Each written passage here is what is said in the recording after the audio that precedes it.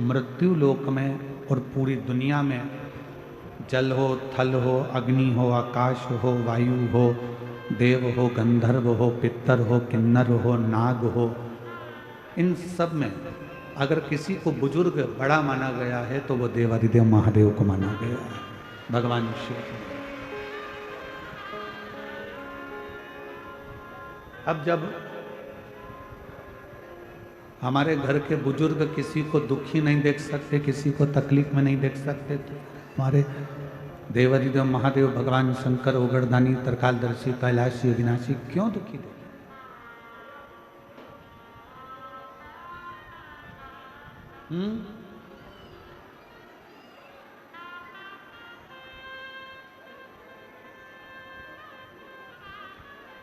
फिर मेरे नारायण, मेरे भगवान श्री हरि, मेरे भगवान शिव, मेरे भगवान शंकर किसी को क्यों दुखी देते? और मैंने तेरे ही भरोसे बाबा, तेरे ही भरोसे हवा विच उड़ती जाऊंगी बाबा, दूर हर तो छड़ी नाम कटी जावांगी। बोले मैं तेरी पतन शंभो, मैं तेरी पतन हवा बिच उड़ती जावांगी बाबा, डोर हर तो छड़ी नाम कटी जावांगी। शिव कथा कर रहे हैं, भगवान शंकर का चरित्र कह रहा है कि शिव किसी को दुखी नहीं देखना चाहते।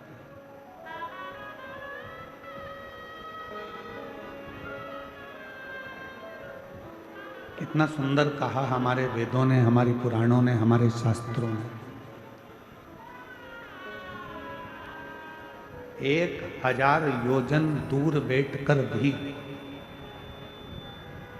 यदि कोई मां गंगा को स्मरण कर लेता है, कितना जम के बोलो, 1000 योजन दूर बैठकर भी यदि कोई मां गंगा का स्मरण कर लेता है तो उस जीव को भगवान विष्णु का वैकुंठवास प्राप्त हो जाता है।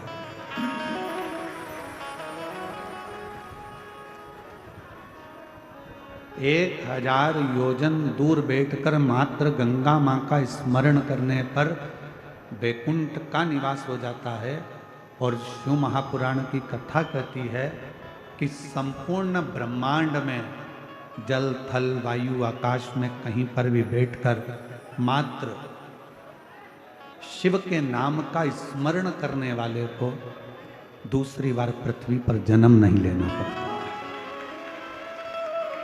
दूसरी बार उसका जन्म नहीं होता, मृत्यु लोक में वो बार बार आता नहीं। पुनरपि जननम पुनरपि मरणम के प्रपंच से वो बाहर आता। फिर वो जन्म मृत्यु से परे।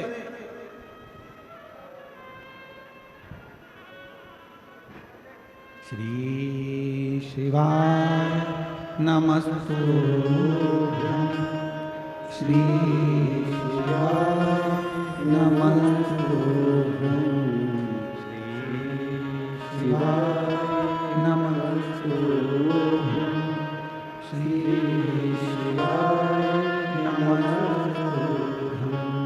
श्री शिवाय नमस्तुभ्यं, श्री शिवाय नमस्तुभ्यं, श्री शिवाय नमस्तुभ्यं, श्री शिवाय नमस्तुभ्यं, श्री शिवाय नमस्तुभ्यं, श्री शिवाय नमस्तुभ्यं, श्री शिवाय नमस्तुभ्यं, श्री शिवाय नमस्तुभ्यं। श्री शिवाय नमस्तुभ्यं। श्री शिवाय नमस्तुभ्यं। आप शिव का स्मरण कर रहे हैं, आप भगवान शंकर की भक्ति कर रहे हैं। 1000 योजन दूर बैठकर भी अगर कोई गंगा महारानी को, माँ गंगा को याद करता है तो उसको वैकुंठ का वास मिल जाता है। ये भगवान विष्णु की विष्णु पुराण कहते हैं। और यदि पूरे ब्रह्मांड में जल थल अग्नि आकाश कहीं पर भी बैठकर कोई भगवान शंकर को याद करता है तो उसका दूसरी बार जन्म ही नहीं होता है, तो परमात्मा के धाम में विराजमान हो।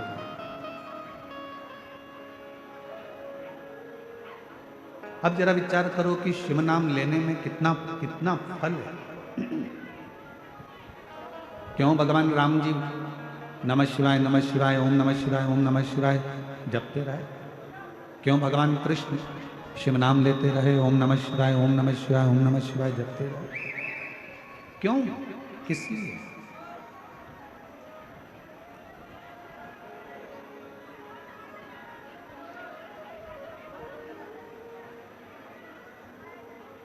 किसको नहीं दिया उसने? बस जिसने अपने जीवन में मेहनत को छोड़ा नहीं है, अपने परिश्रम को छोड़ा नहीं है, भगवान ने उसको कभी छोड़ा नहीं, उसका हाथ पकड़कर उसको आगे बढ़ा दिया।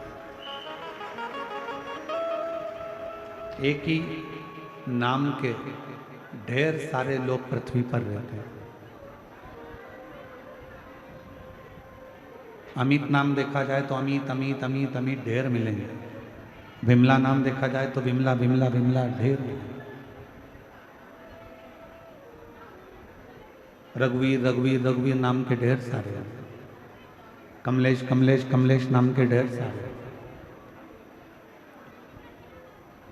एक नाम के ढेर सारे लोग रहते हैं, बहुत सारे लोग रहते हैं एक ही नाम के। फिर व्यक्ति की पहचान कैसे हो, श्रेष्ठ कैसे हो? कहा एक नाम के ढेर सारे लोग रहते हैं, पर व्यक्ति की रंगत, संगत और मेहनत व्यक्ति को अलग पहचान बना देती है।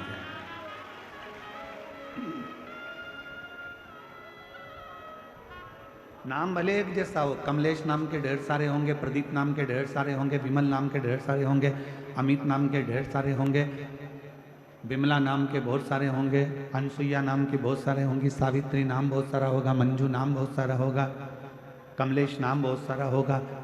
एक ही नाम के ढेर है, पर व्यक्ति को अलग पहचान मिली कैसे? एक उसकी रंगत, एक उसकी संगत और उसकी मेहनत।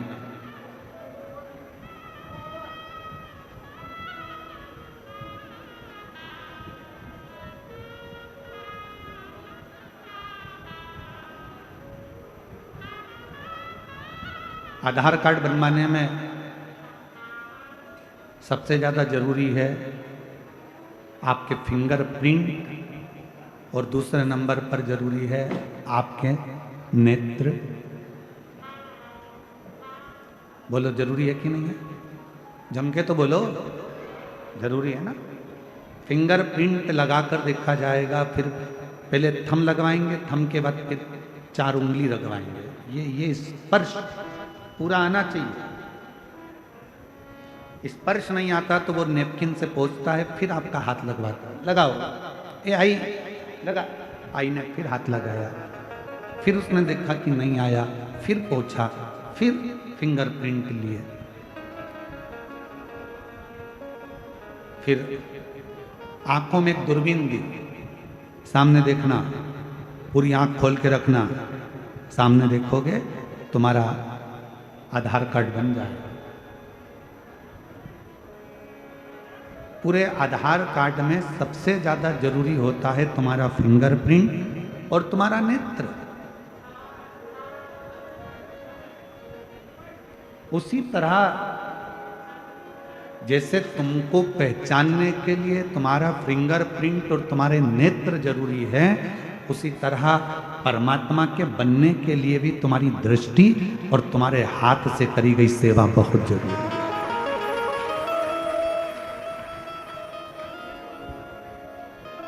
तुम्हारी मेहनत,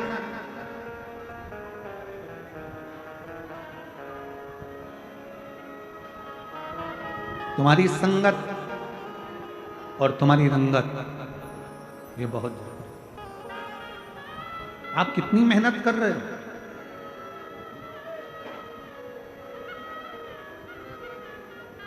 आपकी संगत कहाँ है, कहाँ बैठ रहे हो, कहाँ जा रहे हो? माँ जगतजननी पार्वती मैया को भगवान शंकर अपने साथ रोज लेकर जाते हैं, रोज, प्रतिदिन।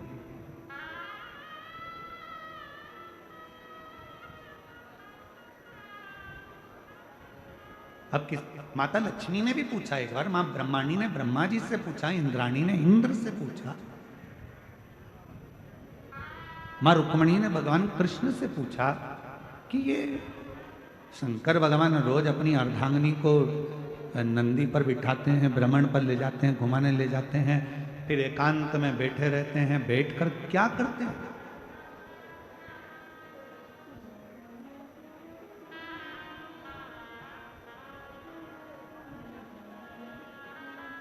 जब पति और पत्नी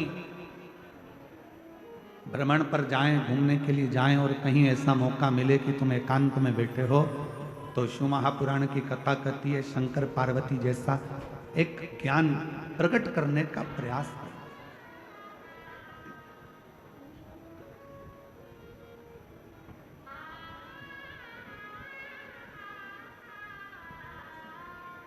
एक ज्ञान को प्रकट करने का प्रयास करें। पर जब पति पत्नी आज के जमाने में एकांत में रहते हैं तो इतना झगड़ा कर लेते हैं कि एक का मुंह खुला रहता है, दूसरी बात करने को तैयार नहीं होती।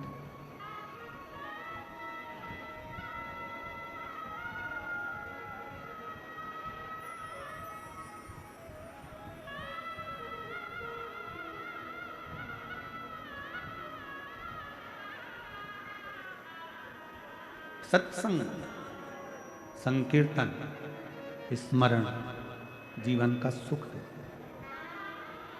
और शंभु शरण पड़ी मांगू घड़ी रे घड़ी, दुख काटो दया करी दर्शन आपो। शंभु शरण पड़ी मांगो घड़ी रे घड़ी, दुख काटो दया करी दर्शन आपो। शिव पार्वती रोज भ्रमण करते हैं, एकांत में जाकर बैठ जाते हैं, थोड़ी सी हरि चर्चा उनके बीच में होती है, थोड़ा सत्संग उनके बीच में होता है, थोड़ा संकीर्तन उनके बीच में होता है, थोड़ा भजन उनके बीच में होता है।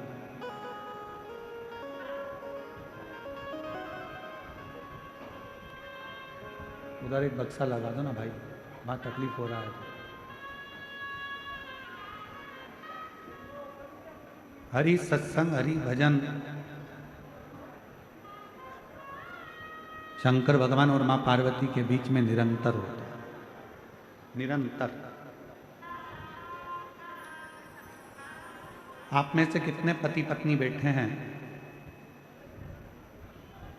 जो रोज प्रतिदिन कम से कम 10 से 15 मिनट सत्संग करते हो, दोनों बैठकर भगवान की बातें करते हो?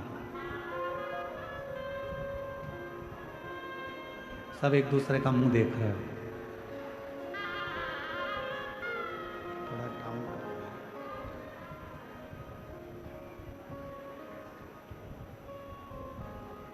कितने बैठे हैं जो पति पत्नी आपस में सत्संग करते हैं रोज, कम से कम 15 मिनट, 10 मिनट, 20 मिनट आपस में बैठकर हरि चर्चा, प्रभु चर्चा, नारायण चर्चा, शिव चर्चा, राम चर्चा, कृष्ण चर्चा, भगवान की चर्चा, संतों की चर्चा होती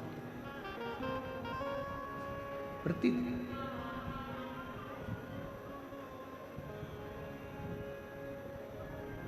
बहुत कठिन है, हफ्ते में 1-2 बार हो जाए तो हो जाए। हफ्ते में हो गई और वो भी बात ऐसी होती है कि बात करते करते ही झगड़ा चालू हो जाता है, क्योंकि दोनों एक मत के मिलते ही नहीं। एक शंकर जी की चेली तो एक दूसरे का चेला।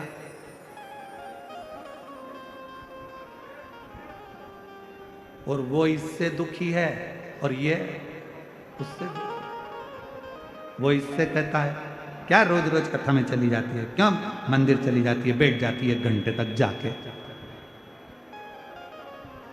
घर में काम नहीं करना है ना, इसलिए मंदिर में जाके बैठ जाती है। तो फिर वो तैयार होके बोलती है नहीं, काम तुम्हारा पिताजी कर रहा, हम नहीं कर रहे तो कोई दूसरा कर रहा।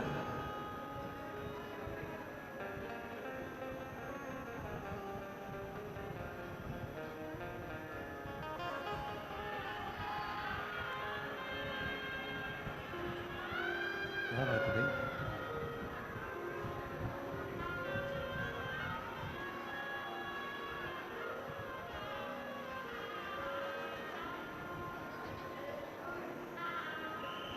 शिव कथा कर रही है, भगवान शंकर का संवाद कर रहा है, शिव महापुराण की कथा कर रही है, शिव तत्व कर रहा है।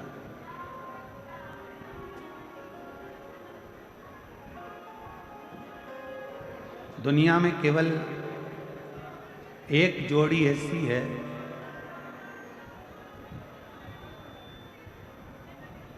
जो एक चले जाने पर दूसरे का अस्तित्व ही खत्म हो जाता है। दुनिया में एक जोड़ी ऐसी है जिसके एक के चले जाने पर दूसरे का अस्तित्व पूरा की पूरा खत्म हो जाता है। वो कौन सी जोड़ी है?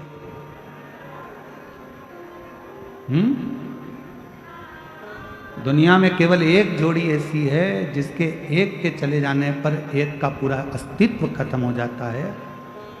वो जोड़ी है चप्पल की जोड़ी।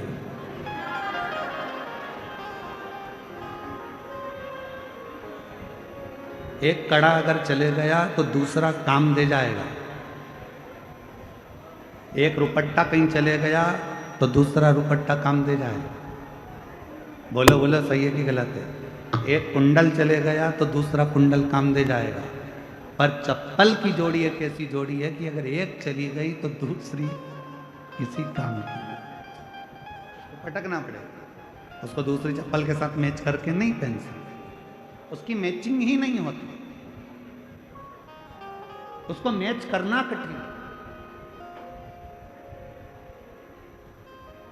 शिव पुराण यही कहती है,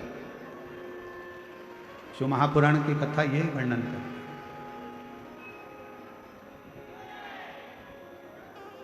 जिसने अपनी जिंदगी में सुख दुख में साथ चला है ना, जो अपनी जिंदगी में सुख और दुख में हमेशा कदम से कदम मिलाकर चला है, तकलीफों को झेलता हुआ चला है, खूब कदम बढ़ा बढ़ा कर चला है, इसने ना पानी देखा ना कीचड़ देखा, इसने ना सुख देखा ना दुख देखा, ये तो बस चलता रहा है मंजिल के लिए। ऐसा जोड़ी जब परमात्मा आपकी बनाकर भेजता है ना, तो उस जोड़ी को फिर छोड़ने का मन नहीं करता। ये जोड़ी तो निरंतर चलते रहना चाहिए, फिर इस जोड़ी का कोई अंत नहीं।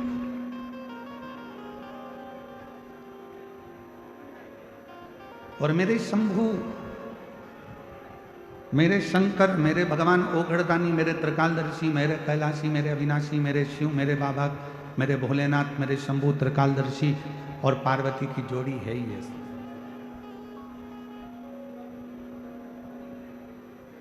एकांत में बैठे हैं, भगवान का भजन कर रहे हैं, स्मरण कर रहे हैं, संकीर्तन कर रहे हैं, मंत्र जाप कर रहे हैं, नाम जाप कर रहे हैं, नाम स्मरण कर रहे हैं। तो फिर निवेदन करें कभी अगर परमात्मा आप लोगों पर कृपा कर दे और भगवान शिव की करुणा, भगवान शंकर की दया, भगवान शिव की उदारता यदि आप लोगों पर हो जाए तो कम से कम रोज नहीं तो हफ्ते में एक बार अपने पति के साथ बैठकर शंकर भगवान की या राम जी की या कृष्ण जी की या किसी भी देवी देवता की हरि चर्चा, शिव चर्चा 10 मिनट की जरूर करना चाहिए, जरूर।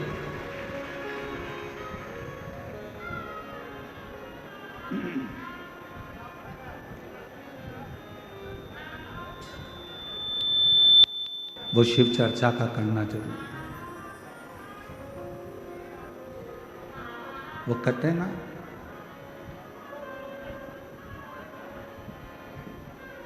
भोलेनाथ सुना दो ऐसी कथा जिसे सुनकर मैं भी अमर हो। मेरे बाबा सुना दो ऐसी कथा जिसे सुनकर मैं भी अमर हो। जिस कथा को सुना था मीरा ने, जिस कथा को सुना था मीरा ने, जिस कथा को सुना था कर्मा ने, जिस कथा सुना था कर्मा ने, भोलेनाथ सुना दो ऐसी कथा जिसे सुनकर मैं भी अमर हो। मेरे बाबा सुना दो ऐसी कथा जिसे सुनकर मैं भी अमर हो।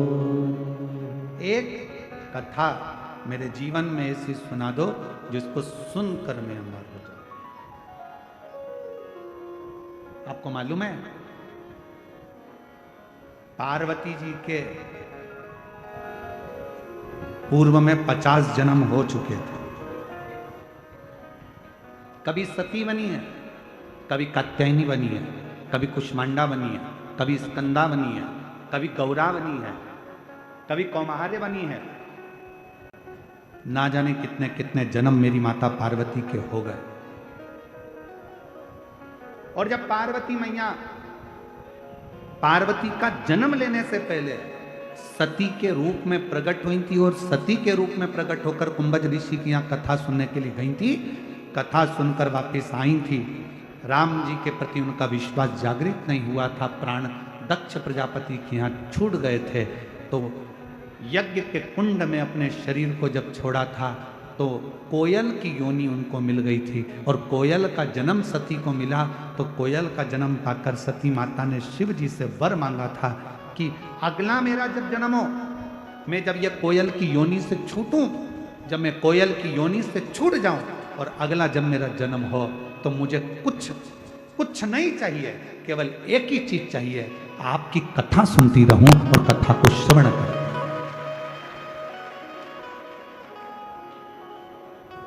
हनुमान जी ने क्या मांगा राम जी से? राम जी जाने वाले हैं, सरयू जी में समाने वाले हैं। हनुमान जी ने हाथ जोड़कर राम जी से कहा, जाते जाते मुझे कुछ दोगे नहीं? राम जी प्रसन्न होकर बोले, तूने आज तक मांगा ही नहीं। केवट ने मांगा, केवट को दिया।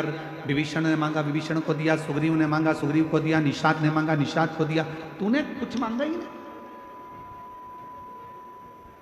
मांग, तुझे क्या चाहिए? बोल, तुम्हें क्या चाहिए?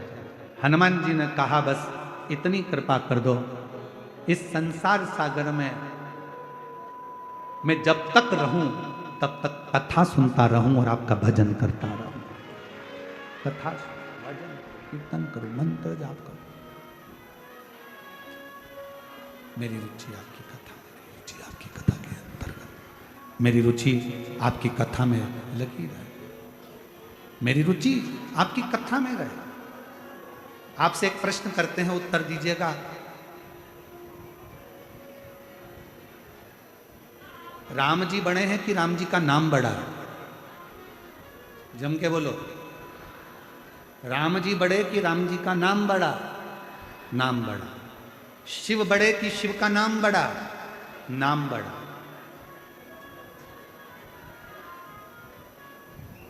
मकान मिले ना मिले,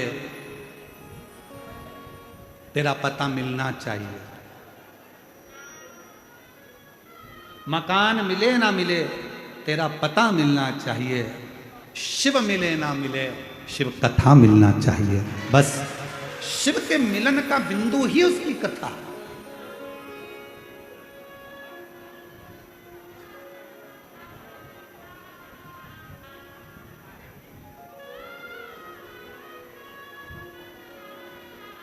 तुम मिले ना मिले मेरे बाबा, तुम मिलो ना मिलो कोई बात नहीं। राम जी तुम मिलो ना मिलो कोई बात नहीं, आपकी कथा मिल जाए। भगवान से बड़ी भगवान की कथा होती है। अगर भगवान नहीं मिल रहा है, शंकर नहीं मिल रहे हैं, राम नहीं मिल रहे हैं, कृष्ण नहीं मिल रहे हैं, मत मिलने दो। आप उनकी कथा को सुनना प्रारंभ कर दो। क्यों? क्योंकि राम जी ने भी शबरी अम्बा को कहा था, प्रथम भक्ति संतन कर संगा, और दूसरी रति मम कथा प्रसंगा। संतों का सानिध्य कर, कथा सुन, कथा सुनती रहेगी। और सुन सबरी, तूने मातंग बाबा के कहने पर कथा सुनना प्रारंभ करी, मातंग ऋषि से राम की चर्चा करना प्रारंभ करी, कथा सुनती रही, कथा का मनन चिंतन करती रही, तो एक दिन राम को तेरे दरवाजे पर आना पड़ा। उसी तरह जब हम कथा श्रवण करते रहते हैं, कथा को सुनते रहते हैं, कथा सुनते रहते हैं, तो एक दिन मेरा शंकर तुम्हारे दरवाजे पर तुम्हारा दुख हरने के लिए आ ही जाता है, तकलीफ हरने के लिए आ ही जाता है।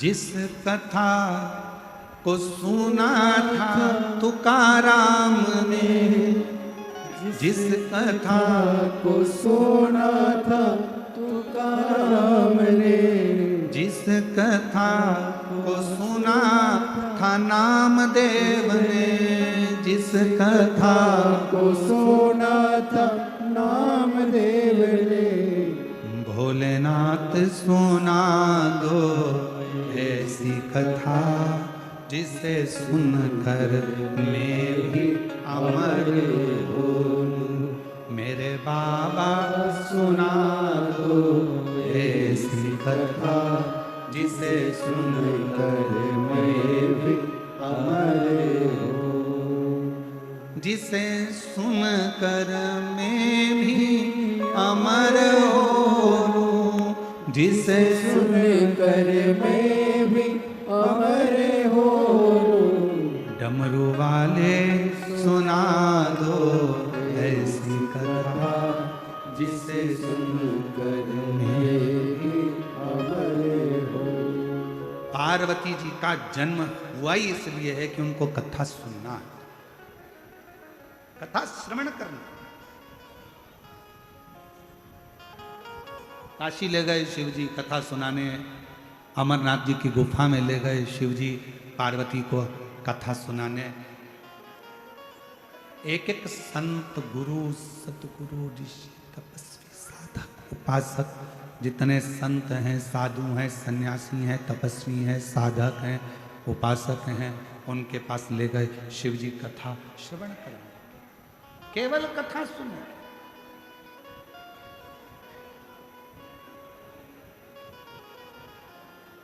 और फिर सुनो मेरी जीजियों, हरियो मेरी बीड़ वाली जीजियों, और जितने मेरे बीड़ के जीजा बैठे हैं वो भी सुन लो।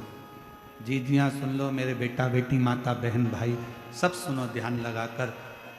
भगवान का मिलना सरल है, पर शिव महापुराण का मिलना बहुत कठिन है, बहुत।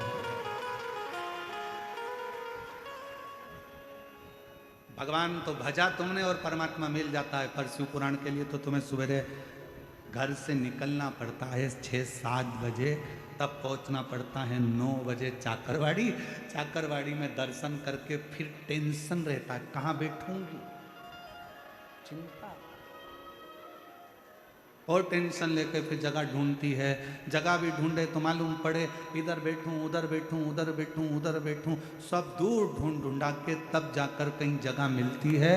और मिल भी गई तो ऊपर वाला तेरे को नहीं छोड़ता, थोड़ी देर में जल वृष्टि कर देता है तो फिर अंदर भरना पड़ता है, खस करिए फिर जाना पड़ता। कितनी मेहनत। शायद मैं महादेव महाराज जी आपको कहूं, शायद पूरी दुनिया की केवल एक ही कथा ऐसी होती है शिव पुराण, जिसको बड़ी मेहनत कर कर सुनना पड़ता है, बहुत मेहनत। अभी हम गाड़ी में आ रहे थे तो महादेव महाराज जी कह रहे थे बड़े भाव से, गुरु जी कल कोई कह रहा था महाराज जी कि 10-10, 12-12 किलोमीटर लंबा ट्रैफिक जाम रहता है और 2 से 3 किलोमीटर दूर पार्किंग होती है, वहाँ से भक्तों को पैदल यहाँ आना पड़ता है। अब बताओ, इतनी तुम्हारा रिश्तेदार तुम्हारे यहाँ शादी का निमंत्रण देता है, 500 रुपये आने का 500 जाने का देता है, तुम्हारे की शादी में विदाई में साड़ी देता है, मिठाई का डब्बा देता है, तो तुम उसके यहाँ नहीं जाते। वहीं गाड़ी खड़ी करोगे शादी के गार्डन के सामने, जानते नहीं हो बुआ हूँ लड़के की, ये फूफा है, मैं मामी, ये मामा है। गाड़ी बिल्कुल गार्डन के अंदर चाहिए, गार्डन के अंदर। पर मेरा भोलेनाथ जैसे कैलाश पर अगर कोई आता है तो उसको पहले दूर, जैसे लंका का राजा रावण अपने पुष्पक विमान में बैठकर जा रहा था और जाते जाते पूरे धामों में घूम लिया, पर उसका पुष्पक विमान नहीं रुका। जब कैलाश आया तो रावण का पुष्पक विमान भी आगे नहीं बढ़ पाया, ट्रैफिक में फंस गया। ट्रैफिक में पुष्पक विमान फंस गया था। रावण ने पूरी दम लगा दी, पूरी मेहनत लगा दी और कैलाश पर से विमान को उड़ाने लगा, नहीं उड़ा। आखिरी में विमान क्षतिग्रस्त होकर पुष्पक विमान जमीन पर गिर गया।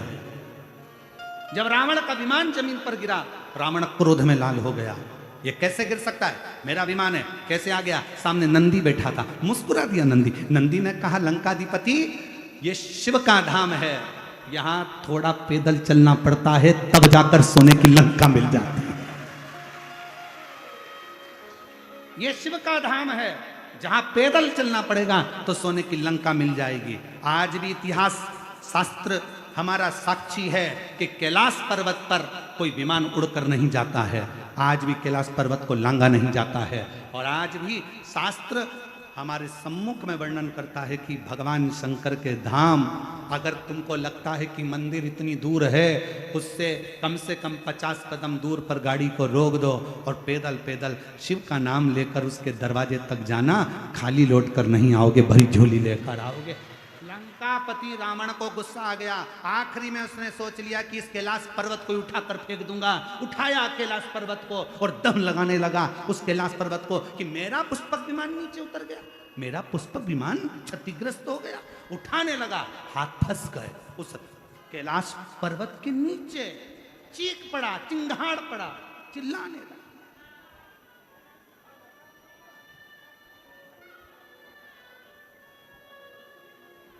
और शिव तो क्षमा की मूर्ति है, शिव क्षमा की मूर्ति है। एक सच्चा गुरु, कल रात्रि को हमारा सत्संग चल रहा था हमारे कक्ष में, तो बच्चे लोग बैठते हैं, तो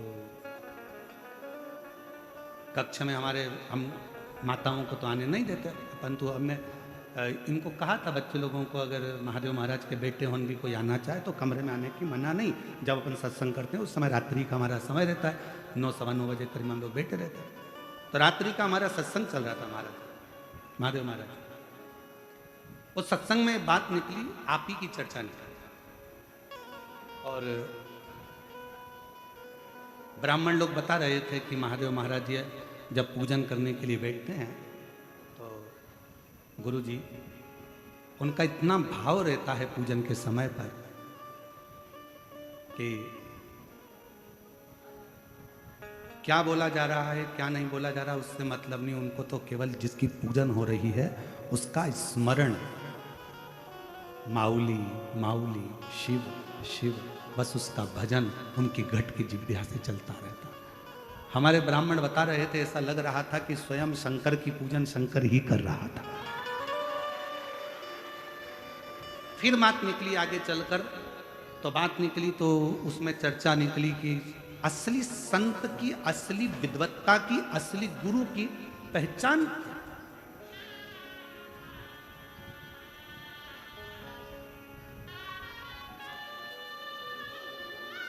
हमारे बीच में जिन्होंने अयोध्या के राम मंदिर की प्राण प्रतिष्ठा का मुहूर्त निकाला, जिन्होंने अवध की पवित्र भूमि पर राम मंदिर का मुहूर्त निकाला, ऐसे काशी के विद्वत परम पूज्य 1008 श्री गणेश्वर द्रविड़ शास्त्री जी पधारे हैं। एक बार जोरदार ताली बजाकर स्वागत करिए, जिनकी विद्वत्ता आज संपूर्ण विश्व देखता है, सुनता है।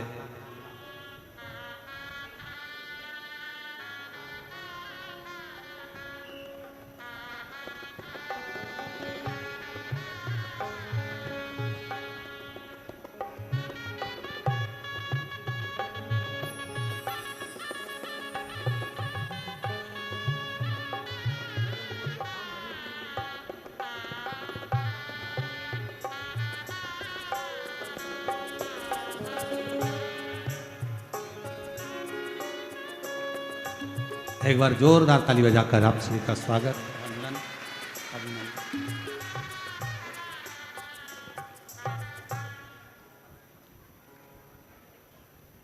सदा आपके रूप में आज शिव महापुराण में आपका आगमन, ऐसा लगता है स्वयं मेरे काशी के विश्वनाथ आकर विराजमान हुए हैं। जो आप काशी की पवित्र धरा से, इस पवित्र व्यासपीठ और पवित्र चाकरवाड़ी क्षेत्र श्री क्षेत्र में आप पधारे।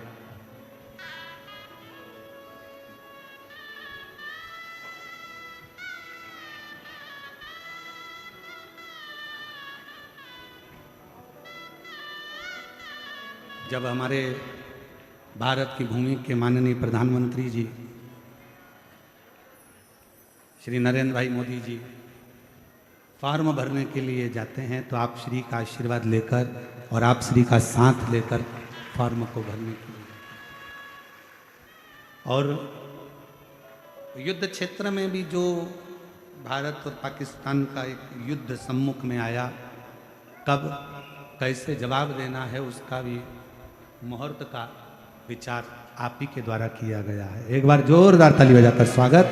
इस भव्य शिव महापुराण में काशी से आप पधारे, जो ऐसा लग रहा है कि स्वयं विश्वनाथ, काशी विश्वनाथ की करुणा, उनकी उदारता और उन्हीं की कृपा यहाँ स्वयं के रूप में आई है। और शंभो शरणे पड़ी मांगू घड़ी घड़ी दुख काटो दया करी दर्शन आपो। शंभो शरणे पड़ी मांगू घड़ी घड़ी दुख काटो दया करी दर्शन आपो। तो शिव कथा कर, भगवान शंकर की कथा का संवाद कर।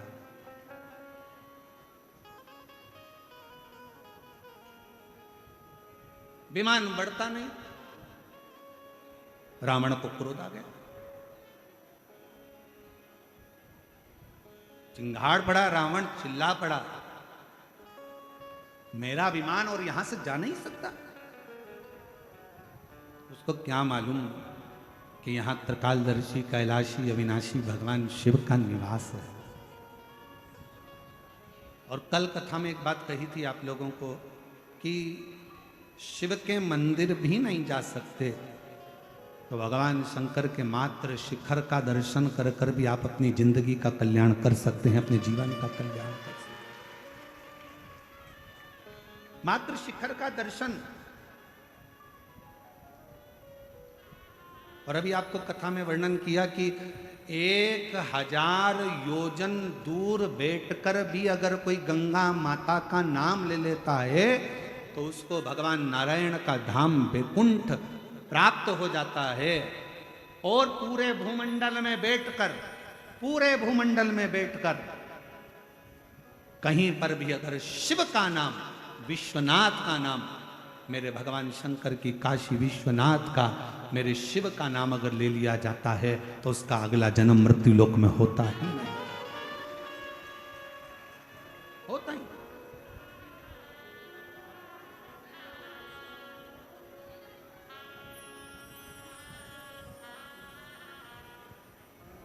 शिव शिव है, शंकर शंकर। रावण को लगा कि मैं लंका का राजा रावण, मेरे पास में ये पुष्पक विमान है, मेरे पास में इतना वैभव है, मेरे पास में इतना धन है, मेरे पास में इतनी दौलत है, मेरी इतनी बड़ी सेना है, मेरा इतना बड़ा कुल है, मेरा इतना बड़ा परिवार है, मेरे पास में वैभव की कमी नहीं, कुल की कमी नहीं, राक्षसों की कमी नहीं, सब कुछ मेरे साथ में है। तो ये पर्वत बीच में अड़े आ रहा है।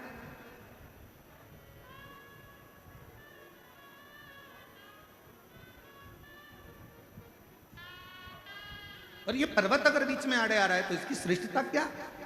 उठाना चाहा, नहीं उठा। समझ में आ गया कि गलती हो गई। शिव महापुराण की कथा में कल हम वर्णन कर रहे थे सत्संग का, तो उसमें बात निकली कि जितनी सरलता, जितनी सहजता, जितनी विनम्रता आपके अंतर्गत होगी, उतना परमात्मा आपके करीब में आता चलेगा, शिव तत्व आपके भीतर समाता चलेगा।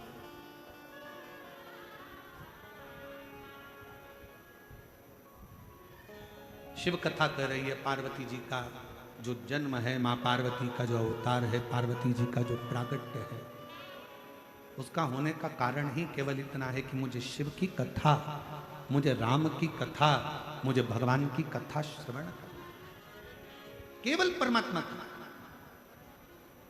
और भोलेनाथ सुना दो ऐसी कथा जिसे सुनकर अमर हो, मेरे बाबा सुना दो ऐसी कथा जिसे सुनकर मेरे अमर हो, जिसे सुनकर मैं भी अमर हो लूं, जिसे सुनकर मैं भी अमर हो लूं, मेरे नाथ सुना दो ऐसी कथा जिसे सुनकर मैं भी अमर हो, डमरू वाले सुना दो ऐसी कथा जिसे सुनकर मेरे भी अमर हो। शिव कथा कर रही है, भगवान शंकर का संवाद कर रहा है। पार्वती मैया नंदी पर विराजमान होकर मेरे ओघड़दानी, मेरे शंभू के साथ नित्य प्रतिभ्रमण पर जाती हैं। और ऐसा नहीं कि मेरे शंकर भगवान कहीं एकांत में जब बैठते हैं तो शंकर भगवान और माँ जगत जननी जगदम्बा दोनों हरि चर्चा करते हैं, राम नाम, कृष्ण नाम, शिव नाम, आनंदमय चर्चा में निकलता ही रहेगा। करो थोड़ी देर, अगर कहीं मौका मिल जाए, एक अच्छी जोड़ी का मतलब ही यही है, पति पत्नी का मतलब ही यही है कि कहीं अगर कभी रोज मौका मिले तो थोड़ी देर बैठकर रोज हरि चर्चा करिए, और अगर रोज मौका नहीं मिले तो हफ्ते में एक बार हरि चर्चा करिए, और हफ्ते में भी समय ना मिले तो कम से कम 15 दिन में एक बार पति पत्नी को बैठकर भगवान के नाम की चर्चा करना चाहिए। 15 दिन में समय ना मिले तो कम से कम 1 महीने में एक बार भगवान के नाम की चर्चा पति पत्नी को बैठकर एकांत में करना चाहिए, जिससे हमारे घर के संस्कारों में हमारे बच्चे भी ढलते चले। ये बहुत जरूरी है। ये उसी तरह है जैसे वक्त अच्छा ना चले तो खूब मेहनत करो। वक्त अच्छा नहीं चल रहा है ना, मेहनत करना चालू कर दो, अच्छी खूब दम से मेहनत करो। मेरा समय अच्छा नहीं चल रहा है, थोड़ी मेहनत ज्यादा करूंगा, जरूर मेरा बाबा साथ देगा। और जिसने मेहनत करी वो कभी हारा नहीं है, जिंदगी में आगे ही बढ़ता चले। वक्त अच्छा ना चले तो थोड़ी मेहनत ज्यादा करो, मेहनत परिश्रम ज्यादा करो, कर्म ज्यादा करो। और जब वक्त अच्छा चले, बहुत अच्छा अगर तुम्हारा वक्त चल रहा है, तो जो दुखी हैं उनकी सहायता करो, उनको आगे बढ़ाने का प्रयास करो। अच्छा वक्त है, भगवान ने मौका दिया है, आप लोग आपको इस लायक बनाया है, तो दूसरे को सपोर्ट करिए, सहायता करिए, थोड़ा आगे बढ़ाने का प्रयास करिए, थोड़ा समझाने का प्रयास करिए। आपकी सुनते हैं तो आप समझा सकते हैं। वक्त अच्छा नहीं है, मेहनत करो, खूब परिश्रम करो, पर मेहनत भी ऐसी, परिश्रम भी ऐसा, उसमें किसी को हमारे द्वारा, हमारी वाणी के द्वारा, हमारे शब्दों के द्वारा, अपने तन के द्वारा, अपने शरीर के द्वारा, अपने विचारों के द्वारा, अपने मन के द्वारा, अपनी दृष्टि के द्वारा, अपनी काया के द्वारा किसी को कष्ट ना हो। फिर वही वाली बात आ गई, मत बुरे कर्म कर वरना पछताएगा, भगवान की आंखों से तू बच नहीं पाएगा, तू बच नहीं पाएगा। अरे ओ अज्ञानी मत कर नादानी, तेरे कर्म का फल भी तू ही पाएगा, जैसा किया तूने तेरे आगे आएगा। मत बुरे कर्म कर बंदे वरना पछताएगा, भगवान की आंखों से तू बच नहीं पाएगा, तू बच नहीं पाएगा। अरे ओ अज्ञानी मत कर नादानी, अरे ओ अज्ञानी मत कर नादानी। अच्छा समय मिले तो खूब, भगवान ने मौका दिया है, वैभव दिया, धन दिया, दौलत दी, सत्ता दिया, तुम्हें ज्ञान दिया, तुम्हें विद्वत्ता दी, तो अच्छा वक्त अगर परमात्मा ने दिया है तो उसको समर्पित करो दीनहीन की सेवा में।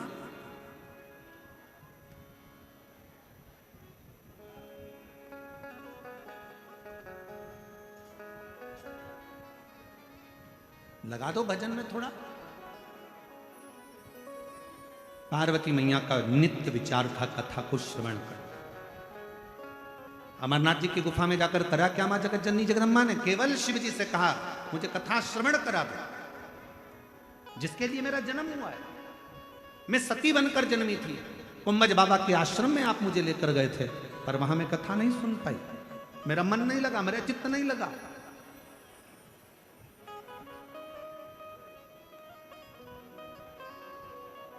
मेरा मन, मेरा चित्त कथा में नहीं लगता है। इसलिए मैं आते आते भी राम जी की परीक्षा ले ली, जान नहीं पाई कि ये सम्मुख में खड़े हुए परमात्मा भगवान श्री राम है। मैं तो सोची कि आप किसके लिए आंसू बहा रहे हो, ये मनुष्य के लिए, मानव के लिए। महाराज हम पहचान नहीं पाते संसार में जन्मे हुए कई महापुरुषों को, और जब वो महापुरुष हमारे बीच में से चले जाते हैं तब हमको उनका स्मरण आता है कि वो थे तो उनको हमने जाना नहीं, हम पहचान नहीं पाए।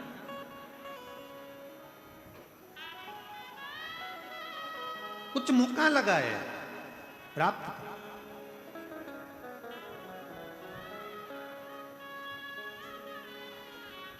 कथा रोज, सत्संग रोज करो। पार्वती जी ने भगवान शिव से कहा कि मेरा ये जन्म, मेरा जो ये वापिस मेरा जो जन्म हुआ है, इतने जन्मों के बाद मैं वापिस जो आई हूं आपके पास में, बस केवल कथा के लिए, केवल मुझे सुनना है, सुनना।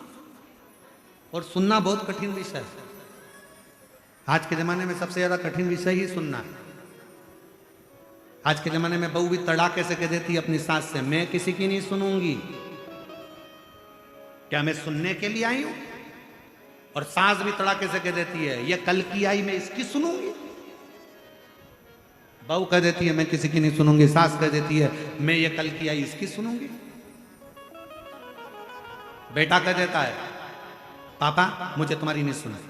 बाप कह देता है मैंने तुझे पैदा करा है, मैं तेरी नहीं सुनूंगा। पत्नी पति की नहीं सुने, सास बहू की नहीं सुने, बेटा बाप की नहीं सुने, बाप बेटे की नहीं सुने, भाई भाई भाई भाई का देता है, होगा अपनी जगह पे, मैं तेरी सुनना कौन, मैं तेरी सुनूंगा क्या? देवरानी जेठानी की नहीं सुनती, मुझे क्या करना तुझसे, मैं तुम्हारी नहीं सुनूंगी। कोई सुनने को तैयार नहीं है तो सुनेगा कौन? सियोर वाला महाराज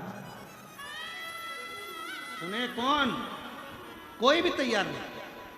मैं तुम्हारी नहीं सुनूंगी, मैं तुम्हारा नहीं सुनूंगा, मैं तुम्हारी नहीं सुनूंगी। सास मना करे, बहू मना करे, बेटा मना करे, बाप मना करे, भाई मना करे, बंधु मना करे, सखा मना करे, दोस्त भी मना कर देते, मैं तेरी नहीं सुनूंगा, रिश्तेदार मना कर देते, मैं तुम्हारी नहीं सुनूंगा। सुनेगा कौन? सबसे कठिन काम तो सुनना ही है। और पार्वती जी ने वही कहा कि भोलेनाथ सुना दो ऐसी कथा जिसे सुनकर बस मुझे सुनना है, केवल सुनना, और सुनना ही सबसे कठिन काम।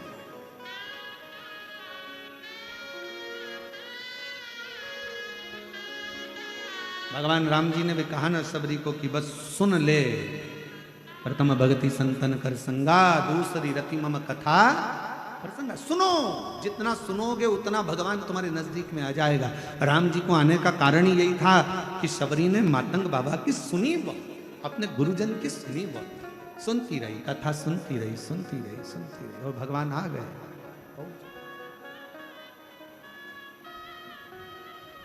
सबसे कठिन विषय है सुनना,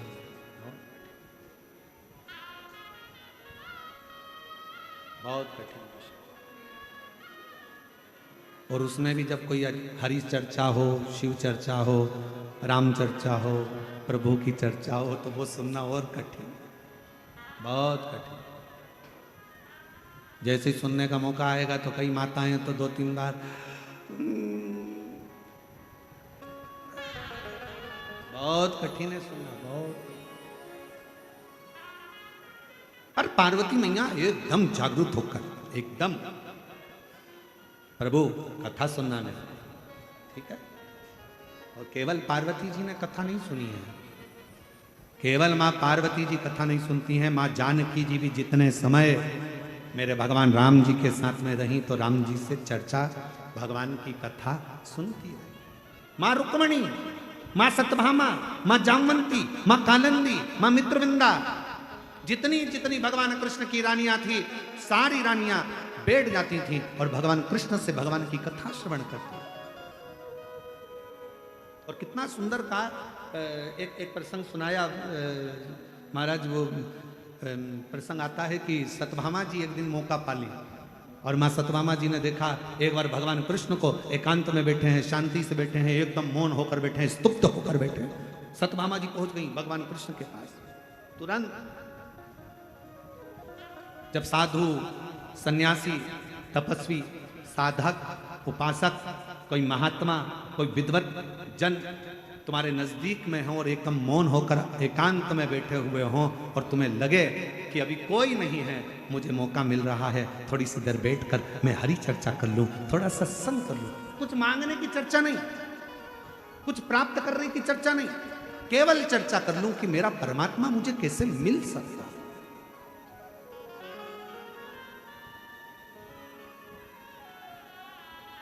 मुझे मेरा भगवान कैसे मिल सकता है, बस वो मुझे मिल जाए, वो मुझे प्राप्त हो जाए। सत्यभामा जी ने विचार करा कि आज भगवान कृष्ण एकदम मौन होकर बैठे हैं, शांति से बैठे हैं, चुप बैठे हैं, प्रयास करती हूँ कि मैं थोड़ी देर जाकर उनसे चर्चा करती हूँ कि मैं कुछ सत्संग कर लेती हूँ। और सत्यभामा जी ने देखा ना रुक्मणी जी थी, ना मित्रवृंदा थी, ना लक्ष्मणा थी, कोई नहीं थी, ना जामवंती, कोई।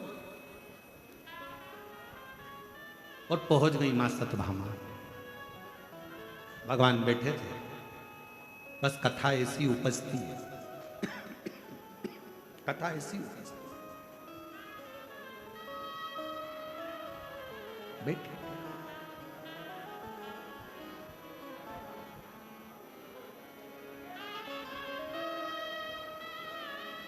भगवान ने सत्यभामा जी को देखा,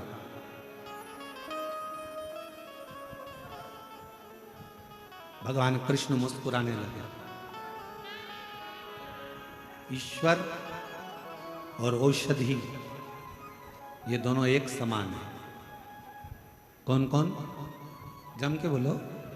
ईश्वर और औषधि, ये दोनों एक समान है। औषधि का काम है तन के रोग मिटाना और ईश्वर का काम है मन के रोगों को समाप्त कर देना। अंदर विकार आ गया, काम आ गया, आसक्ति आ गई, लोभ आ गया, तृष्णा आ गई, वासना आ गई, कोई गलत विचार आ गया, गलत चित्त में धरा गया, कोई मन में कोई गलत भाव आ गया। ईश्वर और औषधि दोनों एक समान है। औषधि का काम है तन में अगर कोई रोग आ गया तो वो औषधि मिटाएगी।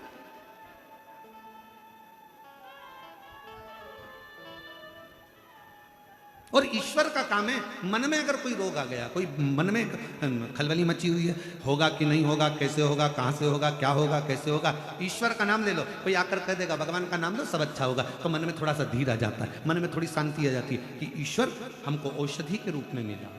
औषधि के रूप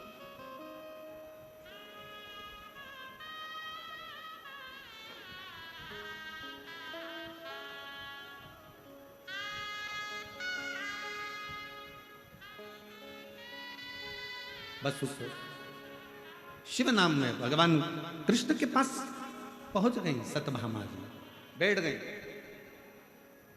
और बैठकर मां सत्यभामा जी ने भगवान को देखा और भगवान बड़े मुस्कुरा रहे थे सत्यभामा को देखकर, उनके चेहरे पर प्रसन्नता थी। सत्यभामा समझ गई, भगवान को लग गया कि मैं आ गई।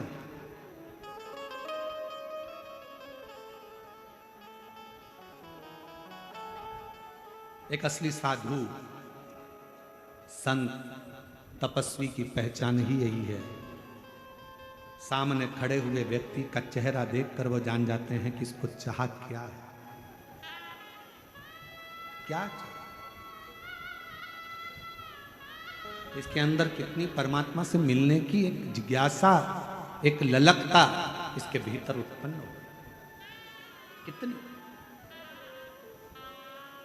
और मेरे भोले तेरा सहारा है, मेरे भोले तेरा सहारा है, मेरी नैया का तू किनारा है, मेरी नैया का तू किनारा है, मेरे बाबा तुझे पुकारा है, मेरे बाबा तुझे पुकारा है, मेरी नैया का तू किनारा है, मेरी नैया का तू किनारा है।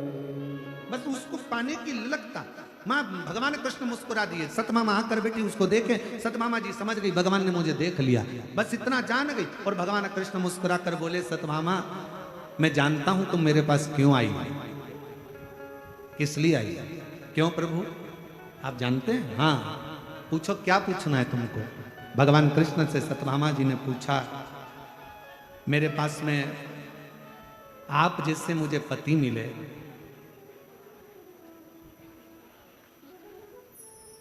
कल्प वृक्ष मिला, ये कैसे प्राप्त हो गया, कहां से प्राप्त हो गया, कैसे मुझे मिले।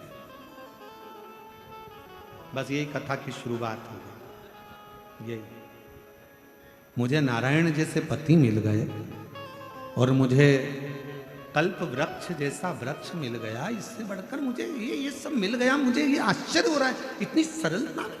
भगवान कृष्ण मुस्कुराकर बोले, अरे ओ सतभामा ये आज का नहीं है तेरा, ना जाने पूर्व का कितना कितना तूने कोई भजन कीर्तन पुण्य आनंद करा होगा तो तुझे मिला है। शिव महापुराण की कथा यदि चाकरवाड़ी के इस पवित्र क्षेत्र में, श्री क्षेत्र में, सिद्ध क्षेत्र में, मेरे संत ज्ञानेश्वर माउली की इस पवित्र धरा पर अगर आपको सुनने को मिल रही है तो यह जान लेना तुम्हारे आज का जन्म नहीं, कोई पूर्व के जन्मों का कृतार्थ फल होगा जो आज मिल गया।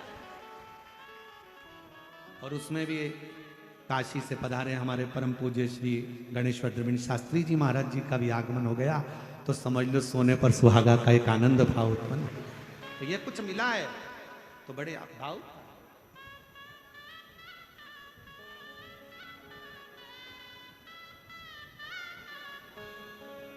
शिव कृपा इसलिए वो कहते हैं ना, हे बड़ा शंकरा, हे बड़ा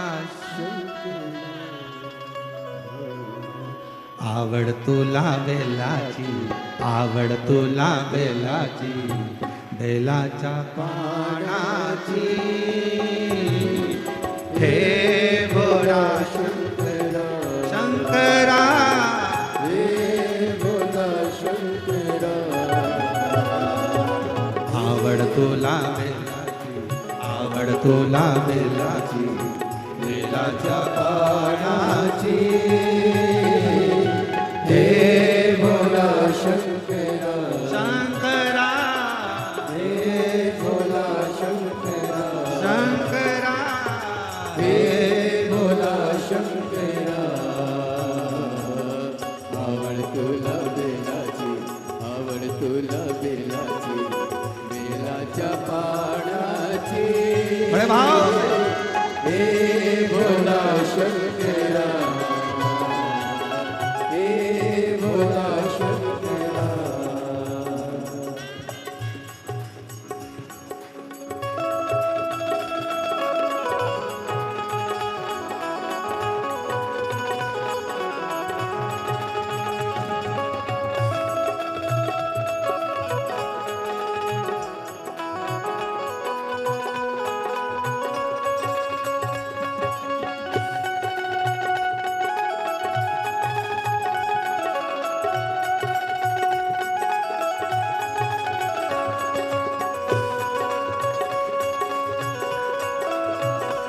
दोनों हाथों से ताली से बजे तो बड़े भाव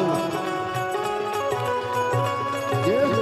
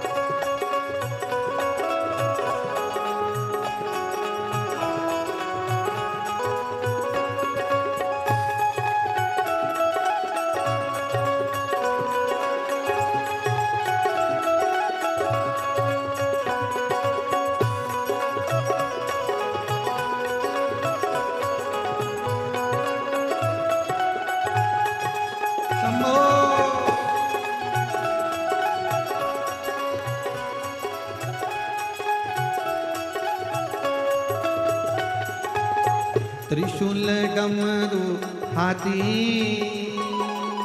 संग नाचे पार्वती हो, त्रिशूल डमरू हाथी संग नाचे पार्वती, त्रिशूल डमरू हाथी संग नाचे पार्वती हो, त्रिशूल डमरू हाथी संग नाचे पार्वती, ओ आवड तुला बेलाची, आवड तुला बेलाच्या पानाची, हे भोला शंकरा, हे भोला शंकरा, शंकरा, हे भोला शंकरा आवड तुला बेलाची, आवड तुला बेलाची, बेलाच्या पानाची, हे भोला शंकरा, हे भोला शंकरा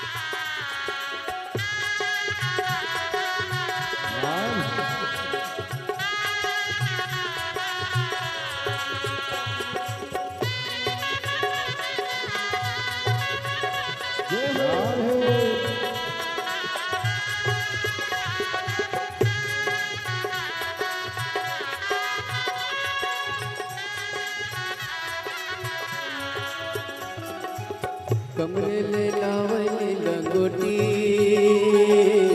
गड़क ना को बटोलती हो कमरे ले लावली लंगोटी गड़क ना को बटोलती हो कमरे ले लावली लंगोटी गड़क ना को बटोलती हो कमरे ले लावली लंगोटी गड़क ना को बटोलती आवड तुला बेलाची बेलाच्या पाण्याची हे भोला शंकरा हे भोला शंकरा भोला शंकरा आवड तुला वेलाची आवड तुला वेलाची बेलाच्या पाण्याची हे भोला शंकरा हे भोला शंकरा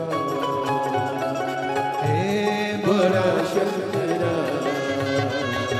हे भोला शंकरा हे भोला शंकरा हे भोला शंकरा हे भोला शंकरा हे भोला शंकरा हार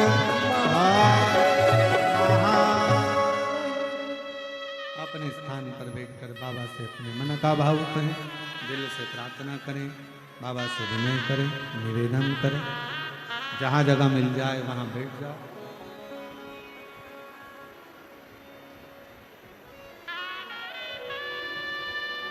हृदय से प्रार्थना करिए।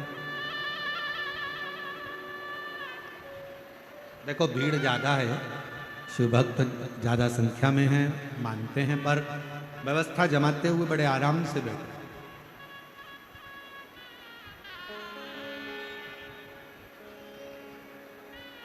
हृदय से बाबा को प्रार्थना करो, निवेदन करो, विनय करो। साथ में सभी लोग एक साथ बाबा से प्रार्थना करें, निवेदन करें, विनय करें।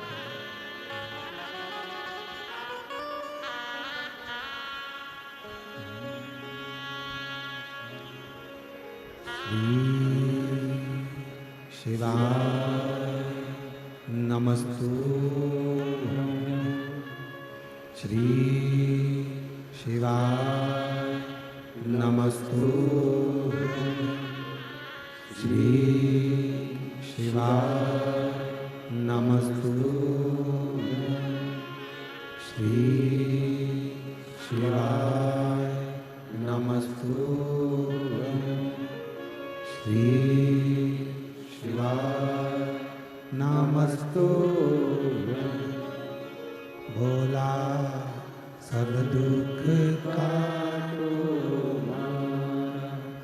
ओ भोला सब दुख काटो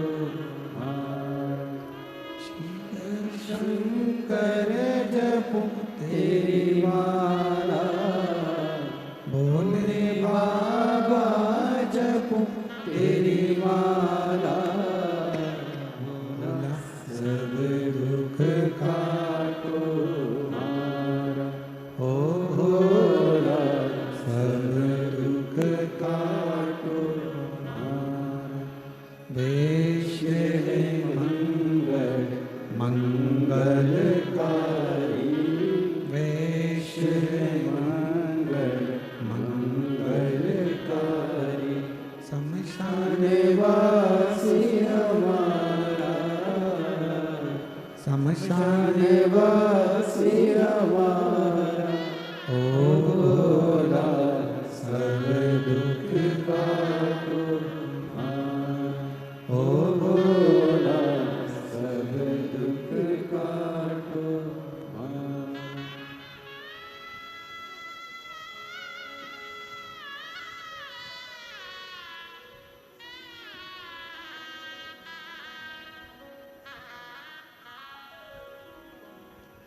बाबा देवादिदेव महादेव भगवान शिव ओगड़वाणी त्रिकालदर्शी कैलाशी अविनाशी शिव की कथा कर रहे हैं। सतभामा जी ने पूछा कि मुझे ये आपके रूप में, नारायण के रूप में आपका जो स्वरूप मुझे मिला, कल्प वृक्ष मुझे मिला, ये कैसे प्राप्त होगा?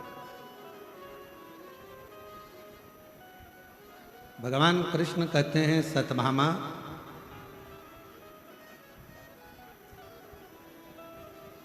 मायापुरी में एक देव शर्मा नामक के ब्राह्मण हुए।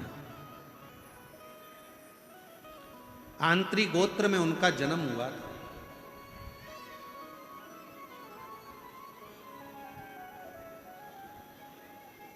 और वो देव शर्मा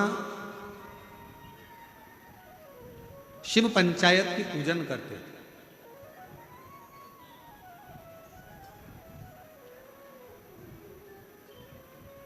सूर्य नारायण भगवान की, भगवान विष्णु की, भगवान गणेश जी महाराज की, मेरे देव अधिदेव महादेव की, मां जगत जननी की। और वो देव शर्मा का नियम था, सूर्य नारायण भगवान को अर्घ देना, भगवान नारायण का मंत्र जाप करना, शिवालय में जाकर दीपदान करना, भगवान गणेश और मां आद्य शक्ति दुर्गा की आराधना। सतभामा, उनकी एक अवस्था जाती चली गई और उनके घर में संतान का सुख नहीं आया। बड़े दुखी थे।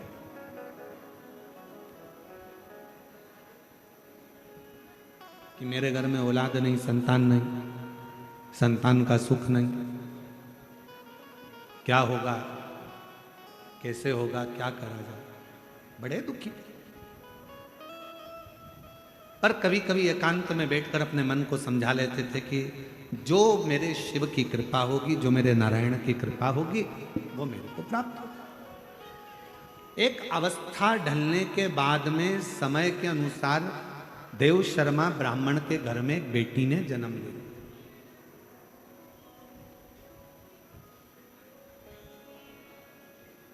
और पिताजी ने अपनी बेटी को भी वही शिव पंचायत पूजन का विधान बता दिया। सूर्य नारायण भगवान को अर्घ देना, शिवालय में दीपदान करना, नारायण का गुणगान करना, भगवान विष्णु का जप करना, मां आद्य शक्ति दुर्गा भवानी की पूजन करना, श्री गणेश जी महाराज का स्मरण करना। ऐसा करते करते करते करते बेटी बड़ी हो गई।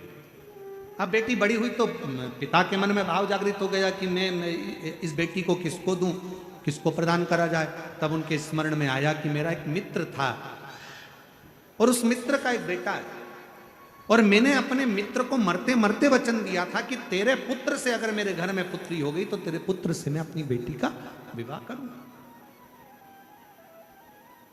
सतभामा जी सुन रही हैं, भगवान द्वारकानाथ कथा कह रहे हैं। कहते कहते समय निकला और भगवान कथा सुनते सुनते जब समय निकल गया, तब सतभामा जी एकदम स्थिर होकर उस कथा का लाभ ले रहे, स्थिर होकर। जैसे मां आद्य शक्ति दुर्गा भवानी जगत जननी मां पार्वती जी अमरनाथ जी की गुफा में जब कथा श्रवण करने के लिए बैठती हैं, नंदी को दूर छोड़ दिया जाता है, सर्प को दूर छोड़ दिया जाता है। यहां तक भगवान शंकर जब कथा कहने के लिए बैठते हैं तो मां आद्य शक्ति को त्रिशूल देकर कहते हैं कि इस पूरी स्थान से सारे जीव जंतुओं को यहां से भगा दिया जाए, क्योंकि मैं आपको कथा श्रवण करा रहा हूं।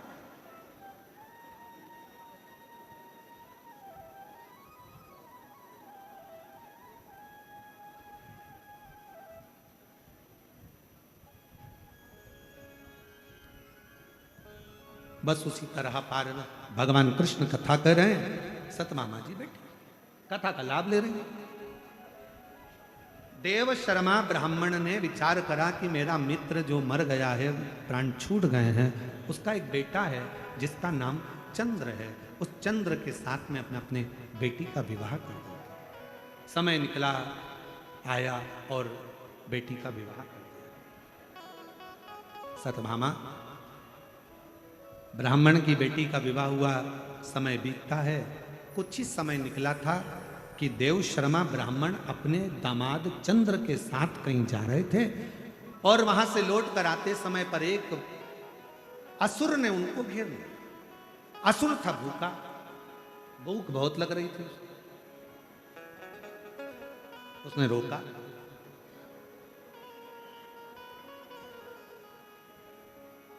दोनों को पकड़कर वो खा गया।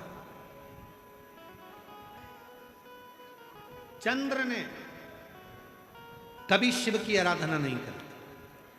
जो देव शर्मा ब्राह्मण के जो दामाद थे उसने कभी शंकर की आराधना नहीं करी थी, कभी नारायण की आराधना नहीं करी थी, कभी किसी देवता की आराधना नहीं करी थी। पर देव शर्मा ब्राह्मण भगवान शिव की भक्ति करता, स्मरण करता, शिवालय में दीपदान करता, भगवान शंकर की आराधना करता, तो वो असुर के खाने पर भी चंद्र देव शर्मा का साथ पकड़ लिया। तो इन दोनों को भगवान बैकुंठ का वास प्राप्त हो गया, बैकुंठ का निवास प्राप्त हो गया। ये दोनों जीव भटके नहीं, परमात्मा के धाम को। सतभामा पर पति और पिता के जाने के बाद वो लड़की अकेली रही, अकेली। पति और पिता के जाने के बाद वो लड़की अकेली रही, अकेली। और वो लड़की बिलखने लगी, रोने लगी, बिलाप करने लगी, रोने लगी।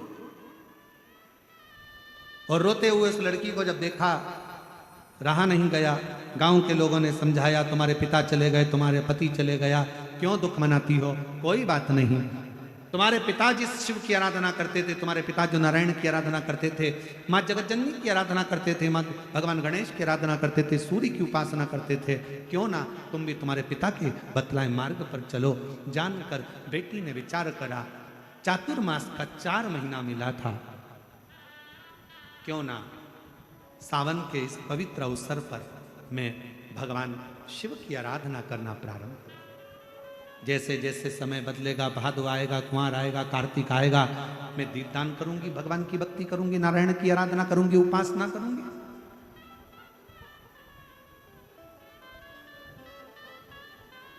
भगवान कृष्ण कहते हैं, सतभामा, उस लड़की ने पिता और पति के जाने के बाद अपने पिता के जो मार्ग थे उसी मार्ग पर चलकर भगवान की आराधना करना प्रारंभ करी। नित्य प्रति जाना, शिवालय में सफाई करना, अर्चना करना, दीपदान करना।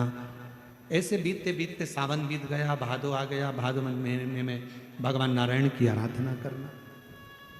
कुंवर आ गया, फिर कार्तिक आ गया, कार्तिक में माँ तुलसा महारानी को दीपदान करना, बेलपत्र के वृक्ष के नीचे बुआरी लगा, आंवले के वृक्ष के नीचे बैठकर अखंड जाप करना और भगवान शिव की आराधना, नारायण के मूल मंत्र की आराधना करना। ओम नमो भगवते वासुदेवाय, ओम नमो भगवते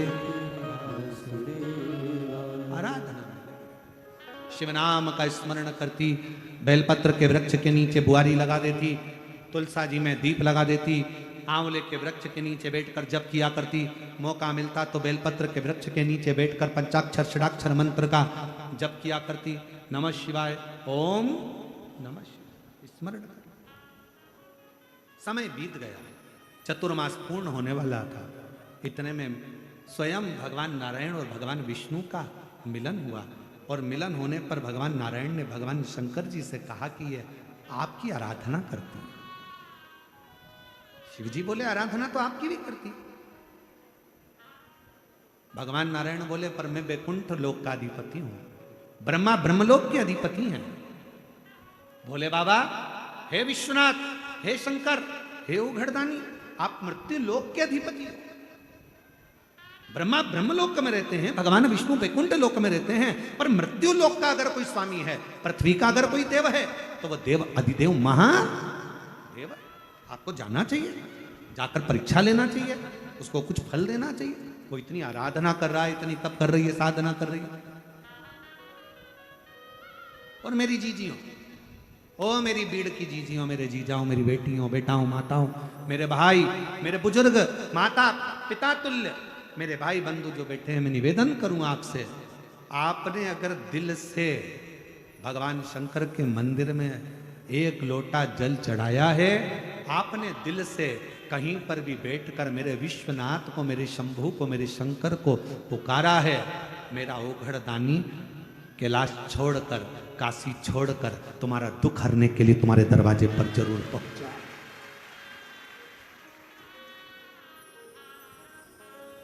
और कोई पिछले जन्म के अच्छे कर्म मुझे बाबा तेरा, कोई पिछले जन्म के अच्छे कर्म मुझे बाबा तेरा, जहाँ सारी दुनिया झुकती है, जहाँ सारी दुनिया झुकती है, मुझे वो आली दरबार मिला, दरबार मिला। कोई पिछले जन्म के अच्छे कर्म मुझे बाबा तेरा। अभी आपको कथा में कहा था, एक नाम के ढेर सारे लोग रहते हैं, एक ही तिथि में जन्मे हुए ढेर सारे लोग रहते हैं, एक ही समय पर जन्मे हुए ढेर सारे लोग रहते हैं, पर आपकी रंगत, आपकी संगत और आपकी मेहनत आपको अलग सा जीवन जीने का एक आनंद प्रदान कर देती है, आपकी पहचान बना देती है।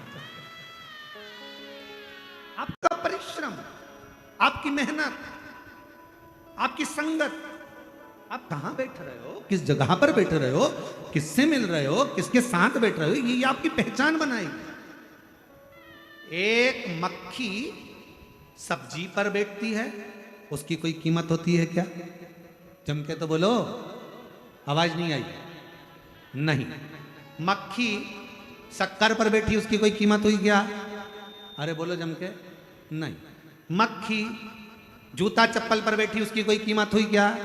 नहीं। पर वही मक्खी उड़ते उड़ते सुनार की दुकान पर चले जाए और सुनार सोना तोल रहा हो, उस सोने पर मक्खी अगर बैठ जाए तो मक्खी भी 5,000 की हो जाती है। कहां बैठी है वो देखा। सब्जी पर कीमत मक्खी की नहीं है, जूते पर बैठी मक्खी की कीमत नहीं है, फल पर बैठी मक्खी की कीमत नहीं है।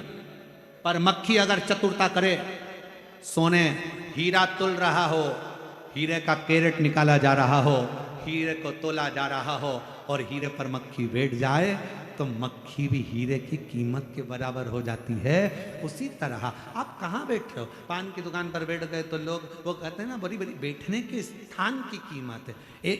एक ड्राइवर अपनी जगह से उठ गया, उसकी जगह पर कोई दूसरा बैठ गया, जितने लोग निकल के जा रहे थे वो एक ही बात कर रहे थे, ड्राइवर साहब गाड़ी कितनी देर में चलेगी? फिर किसी ने कहा, ड्राइवर साहब कहां जा रही है बस? ड्राइवर दूसरा था, चलाने वाला दूसरा था, वो तो उतर के चाय पीने गया, उसकी सिंहासन पर, उसकी कुर्सी पर, उसकी सीट पर कोई दूसरा बैठ गया तो लोगों ने उसको ड्राइवर कहना प्रारंभ कर दिया। उसी तरह आप कहां बैठ रहे हो? पान की दुकान पर बैठोगे तो पान जैसा व्यवहार मिलेगा, कहीं दूसरी जगह पर बैठोगे तो दूसरी जगह जैसा व्यवहार मिलेगा। मदिरा की दुकान पर बैठ गए तो सब तुमको नकारते हुए धिक्कारते हुए ही जाएंगे, कहीं जुआरी के पास बैठ गए तो भी तुम्हें नकारा जाएगा, धिक्कारा जाएगा, और कहीं अगर किसी सदगुरु की शरण में जाकर बैठ गए तो तुम्हारा सम्मान होना प्रारंभ हो। और यह प्रसंग कहीं दूसरा जगह का नहीं, इसी महाराष्ट्र की पवित्र भूमि का। महादेव महाराज जी, महाराष्ट्र की पवित्र भूमि पर संत तुकाराम जी का चरित्र आता है। कितना सुंदर चरित्र है। संत तुकाराम जी एक बार बैठे हुए थे, रात्रि को नींद नहीं आ रही थी। 4 चोर चोरी करने जा रहे थे। संत तुकाराम जी घर के बाहर बैठे थे, उन्होंने देखा बेचारे आधी रात को कोई जा रहा है, ना जाने कौन सा काम आ गया इनको, इतनी रात को जा रहा। संत तुकाराम जी के मन में आया, विचारों को रात को कोई काम करने वाला नहीं मिलेगा, मैं चल देता हूं। उनको क्या मालूम था कि ये तो चोर है। संत को सब संत दिखते हैं, साधु को सब साधु दिखते हैं, तपस्वी को सब तपस्वी दिखते हैं, सन्यासी को सन्यासी दिखते हैं, विद्वज्जन को सब विद्वज्जन दिखते हैं। जिसकी जैसी दृष्टि उसको वैसा दिखे। संत तुकाराम जी को लगा चलो 4 चोर जा रहे थे, पीछे पीछे तुकाराम जी जाने लगे महाराज। अब चोर जाते जाते पीछे पलटकर देखे तो उन्होंने देखा कि वो कोई आ रहा है। तो चारों चोरों ने विचार करा, अब इन्हें देख ही लिया है तो साथ में रख लो। एक ने कहा इसको तो चोरी करना आएगी नहीं, तो उन्होंने कहा कोई बात नहीं, बाहर खड़ा कर देंगे, अपन जब हिस्सा लाएंगे तब दे ले चल। तुकाराम जी चल पीछे खड़े हो गए। चारों चोरों ने आकर कहा तुम तुकाराम जी बोले तुम अकेले आ रहे थे, कहीं मुझे लगा कि कोई बड़ा काम होगा, 4 जनी जा रहे हैं, किसी की जरूरत पड़ जाए, तो मैंने सोचा मैं भी चलता हूँ, हेल्प कर दूंगा। चोरों ने बेचारे तरफ आई गए हो तो खड़े रहो, हम अंदर से आते हैं, तुम्हें हिस्सा देंगे, खड़े रहो। चारों अंदर चले गए और चोर अंदर जाकर चोरी करने लगे।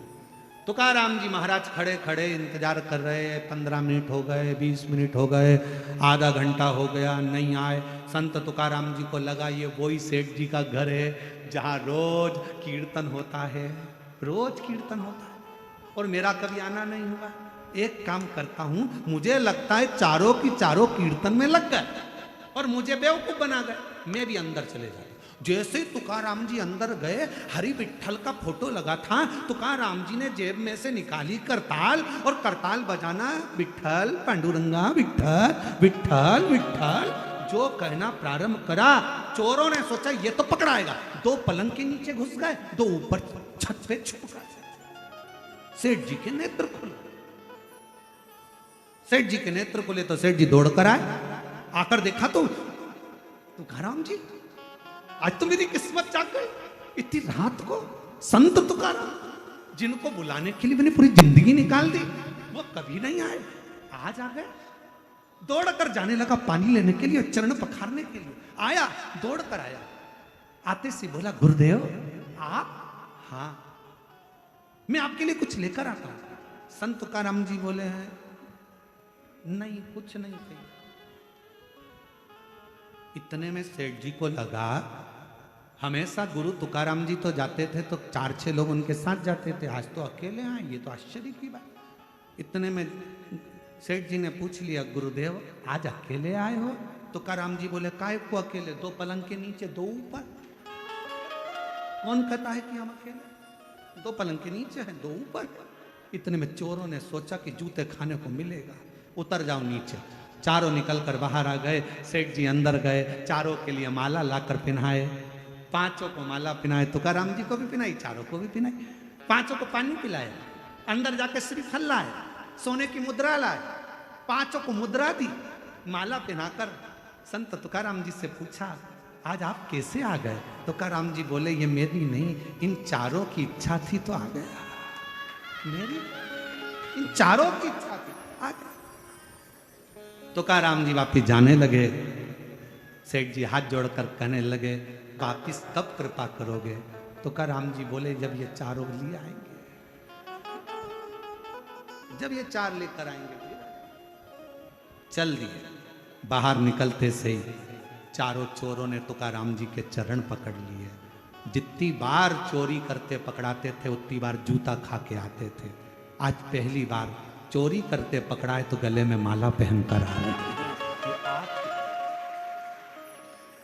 ये आपकी करुणा है, ये आपकी उदारता है, ये आपकी दया है, ये आपकी कृपा है। संगत, रंगत और मेहनत व्यक्ति की पहचान बना देता है। आप किसके साथ बैठ रहे हैं?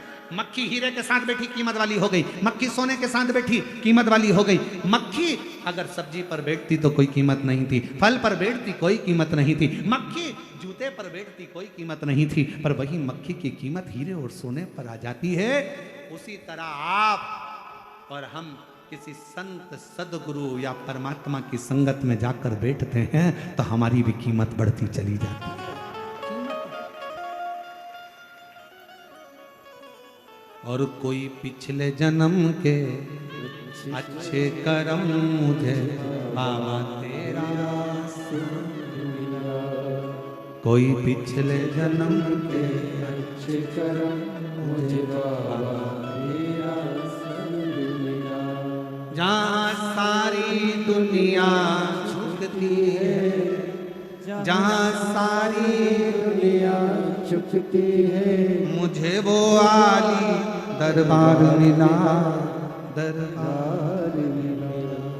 कोई पिछले जन्म के अच्छे कर्म मुझे बाबा तेरा संग मिला। भगवान कृष्ण कह रहे हैं वो कन्या ने पति और पिता के जाने के बाद साधना करी। भगवान नारायण शिव जी से बोले तुम जाओ, मृत्यु लोक के देव हो तुम, जाओ तुम।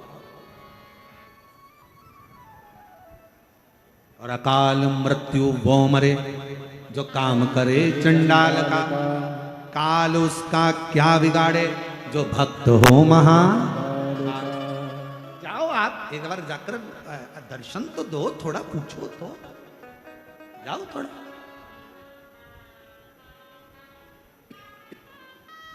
विनय करो, जाओ जाओ। देवादिदेव महादेव ने एक बूढ़े का रूप ले लिया, बुजुर्ग का रूप।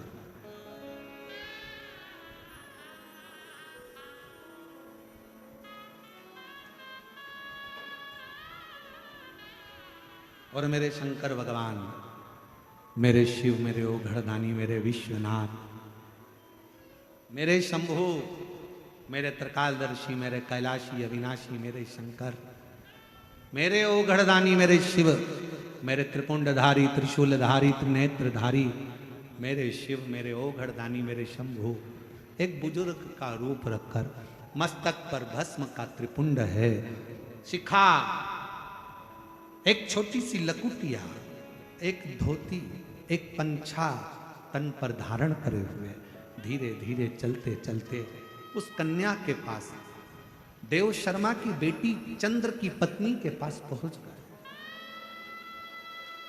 मायापुरी में पहुंचे। ए बेटा, भूख लग रही। भगवान कृष्ण कथा सुना रहे हैं। ए बेटा, भूख लग रही, कुछ भोजन मिलेगा क्या? कन्या ने कहा कि ये भोग लगाने के लिए मैं मंदिर में लेकर जा रही थी शिवजी के, शिवजी के मंदिर लेकर जा रही।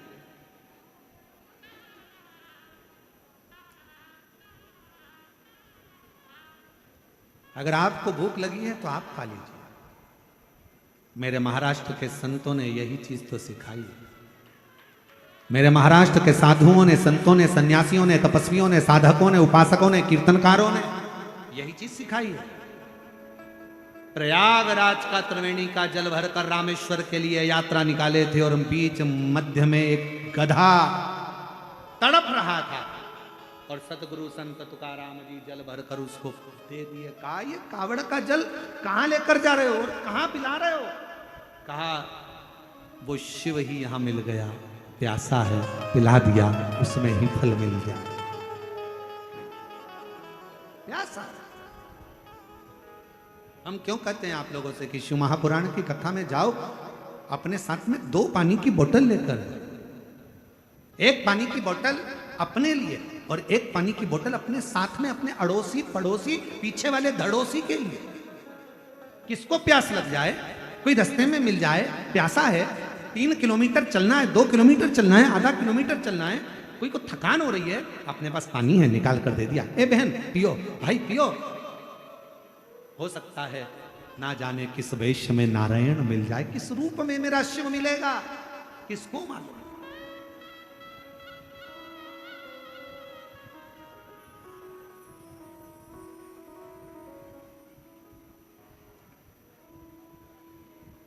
किस रूप में मिलेगा।